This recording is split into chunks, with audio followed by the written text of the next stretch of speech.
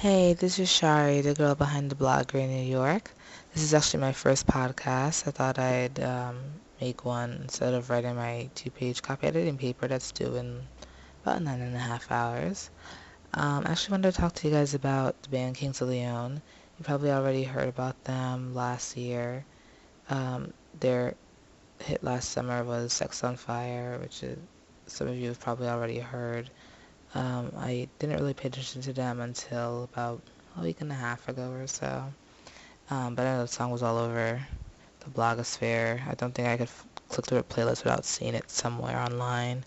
While the band really hasn't received much attention until recently, they've actually been around for quite some time. I actually didn't listen to them, like I said before, until a week and a half ago, because Licky Lee was actually on Carson Daly show Last Call a few weeks ago. I think like 2 weeks ago now. If you haven't seen his show, actually check it out. It really rocks. He has this new format. It's really cool. And he's on Twitter and he replies to me. And anyway, yeah. So Licky Lee was on his show during Cover Week, and there were a bunch of different artists covering songs, and she covered the Kings of Leon song "Knocked Up," and I really fell in love with it. And I wanted to hear the original, so I checked out YouTube, and I loved the original. And by the end of the day, I think I had the whole Kings of Leon discography, and it was really cool. And they're actually on cover of Rolling Stone right now, so I was on a Rolling Stone website, and they created a playlist of the top 10 Kings of Leon songs. So I put that playlist on my MP3 player, and I was listening to it because basically the only thing I listened to them was Knocked Up on a loop. um, so the playlist is really cool, and I started listening to all of the albums in chronological order, and it was really interesting to see how they progressed over the years.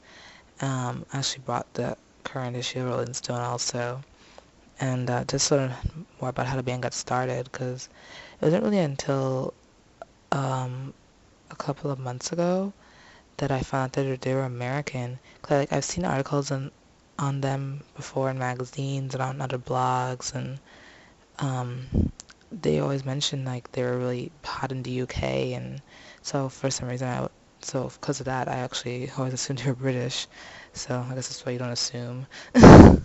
Yeah, so they're actually American, and so I was learning more. So in the article, you kind of like learn more about how they got started and the childhood, and it's really cool to kind of see what's behind all their songs, some stories behind some of their songs and stuff. It's kind of funny. It's actually my favorite guy in the band right now is the youngest, of course, Jared. He's like, I think he's 2 years older than me, but he's actually engaged, so it's kind of sucky, but well, good for him, sucky for me.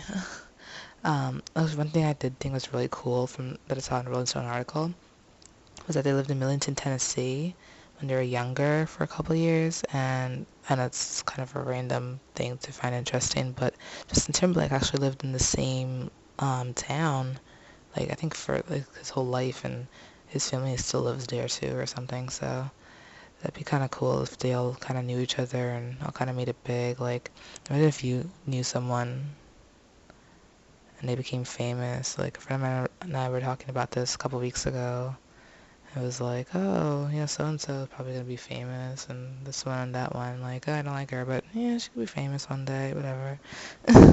Anyway, that's all I have to really say about them. Yeah, Kings of Leon's awesome. If you don't know about them, check them out. Ooh, and definitely like check out the discography and like listen to the albums in chronological order if you're able to get all of them. It's really cool to see how they've progressed over the years.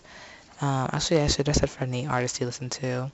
Like if you're trying to get familiar with them, or you want to reacquaint yourself with an artist. Like think I did that the other day with Justin Timberlake. Like listen to Justified, listen to Future Sex Love Sounds. So it was kind of funny. You can definitely see how he's grown as a writer and singer. It's fun. So that's it for my first podcast. I have to go write that paper now. So I'm Shari, and this has been a great New York production. Thanks for listening. Bye.